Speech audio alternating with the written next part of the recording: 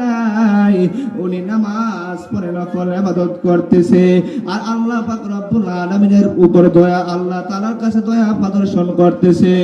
আর ওই মাকে নিয়ম কারণ বলে দিয়ে আসছে, মা নামাজে দাঁড়ালেন, তিনি নামাজ পড়েন, নামাজ পড়েন, নামাজ পড়েন, নামাজ পড়েন। ওই যে আল্লাহ তাআলা কুরআনুল কারীমের মধ্যে বলছেন, ইয়া আইয়ুহাল্লাযীনা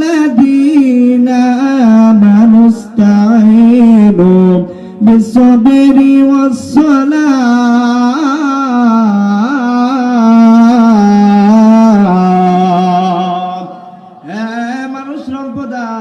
তোমরা দুইটা জিনিস মাধ্যমে তোমরা আমি আল্লাহর কাছে যাও, একটা হলো সালাতের মাধ্যমে, আর একটা হলো সবরের মাধ্যমে।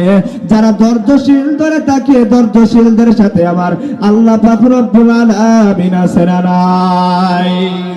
মাকে বললেন, মা নামাজ পড়েন, নামাজ পড়েন।